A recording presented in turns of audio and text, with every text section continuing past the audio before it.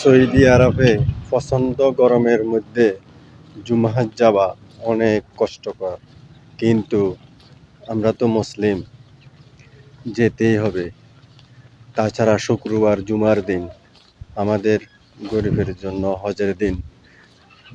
তাই আমার মতো যারা সকল গরিব আছেন সবাই মিলে আসেন, মসজিদের দিকে অগ্রসর হই, আল্লাহর কাছে গুনাহ মাফের জন্য প্রার্থনা চাই, এমনকি আগামী দিন সুন্দর পরিচ্ছন্ন গুনাহমুক্ত চলার জন্য আল্লাহর কাছে ক্ষমা প্রার্থনা করি।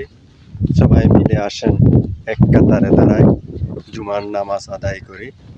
আজকে জুমার দিন, সবাইকে জুম্মা মোবারক। গরিবের হজের দিন, আমাদের মতো গরিব যারা আছেন আমাদের আজকে হজের দিন।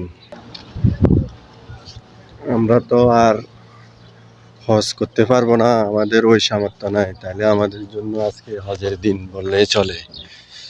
চলেন সবাই নামাজ পড়ি, জুম্মার নামাজ আদায় করি, হজ পালন করি, এমনকি সকল গুনার জন্য আল্লাহর কাছে প্রার্থনা চাই, ক্ষমা চাই। আল্লাহ সকল গুনাহগার বান্দাকে মাফ করে দেন, আমাদের সকলকে মাফ করে দেন। নামাজ পড়ার পরে আর যাইতে মন চাইতেছে না, প্রচণ্ড গরম, অতিরিক্ত গরম। আজকে তাপমাত্রা 52-র উপরে হবে, সেও জানি না, 52 বা 53 এরকম হবে লাগতেছে। খুব গরম, অতিরিক্ত গরম করতেছে, ভালো লাগতেছে না। তো আল্লাহ যেন আমাদের আজকে শুক্রবারের জুমার নামাজ কবুল করে, আল্লাহর কাছে এই প্রার্থনা করি, আমাদের সকল গুনাহগার বান্দাকে যেন মাফ করে দেয়, এই দোয়া আল্লাহর কাছে রাখি।